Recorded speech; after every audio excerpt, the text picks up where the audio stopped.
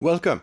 Now in this module, we're going to continue with the software assurance maturity model, which we were looking at. And in the previous module, we looked at governance. Now in this module, we're going to look at the construction business function. And this business function consists of 3 security practices. And those are security requirements, threat assessment, and secure architecture, which is shown on the screen. Now, the OWASP software assurance maturity model in the construction phase consists of these 3 security practices, as we discussed: security requirements, threat assessment, and secure architecture. And now what we're doing is, after forming the foundation for governance and really forming a roadmap for the entire software security program, now we're going to delve more deeper and look at the requirements, the threats, and the design architecture of the software. So let's look in more detail. So for security requirements, we are focused on proactively specifying the expected behavior of software with respect to security. And that's very important. What is the expected behavior? And through addition of analysis activities at the project level, security requirements are initially gathered based on the high-level business purpose of the software. And this really depends, where are we using the software? Is it hosted with a third party? Is it going to be open and published on the internet? Is it internal software? Does it have any financial transactions? And these are the security requirements layout. Here we have the 3 security practices as shown. The first one has an objective: consider security explicitly during the software requirements process. And here what the activities are: derive security requirements from business functionality. So look at the business, look at the placement, look at the functionality, look at the objectives of the software, look at how important it is for the organization, and evaluate security and compliance guidance for requirements. And those are very important. Obviously, there are regulatory and compliance requirements as well. And the second practice is increase granularity or detail of security requirements derived from business logic and known risks. So delve a little bit further into the detail and build an access control matrix for resources and capabilities. Very important now. And specify security requirements based on known risks. For example, the OWASP top 10, for example, which gives an excellent layout of the top risks. And then we would do some research here and look at the platform and the specific risks associated with those platforms. Or if it's a technology specific software, for example, Oracle, then we would look at, what risks have been published for Oracle software. And then mandate, in the third security practice, mandate security requirements process for all software projects and third-party dependencies. So the third-party dependencies are very important here.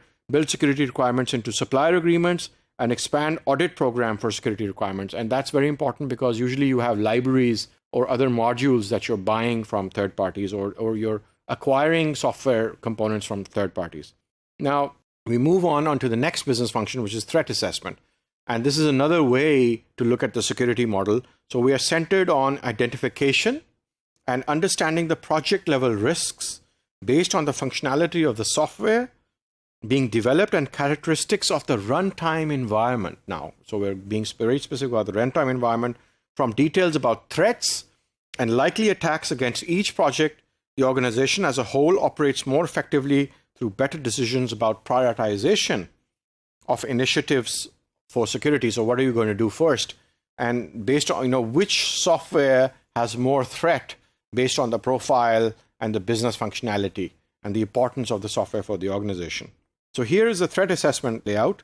And here we have, under the first practice, we have identify and understand high-level threats to the organization and individual projects, and build and maintain application-specific threat models, and then develop attacker profile from software architecture. Further detail, the SAM document gives you more specific details of what these activities actually mean.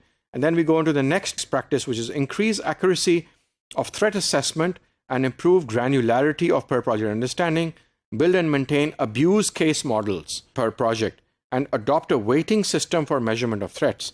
So, these abuse cases are very important. And here, this is described in detail. And then we go to the next security practice: concretely tie compensating controls to each threat against internal and third-party software, explicitly evaluate risk from third-party components, elaborate threat models with compensating controls. So now we're looking at the threats and the controls, and we're bringing them together to solve our problems. So under secure architecture, which is the next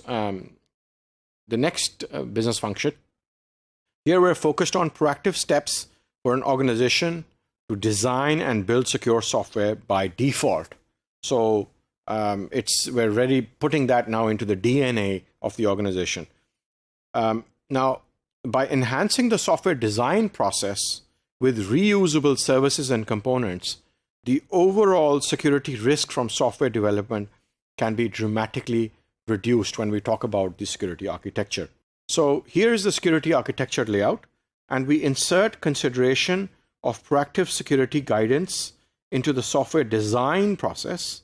So that's very important. Now we're looking at the design, and we're looking at proactive security guidance in terms of architecture. So you maintain a list of recommended software frameworks. You explicitly apply security principles to design. And then going on to the next practice, you direct the software design process toward known secure services and secure by default designs. And these can be very specific based on the platform, C language, ASP.NET architecture, or it could be relevant to particular vendor software. The activities are identify and promote security services and infrastructure, and identify security design patterns from the architecture. So, and there's a lot of detail associated with this, and I highly encourage you to look at the SAM document. And the third security practice is formally control the software design process and validate utilization of secure components. So, you really have to look at the components now in the architecture. Establish formal reference architectures and platforms.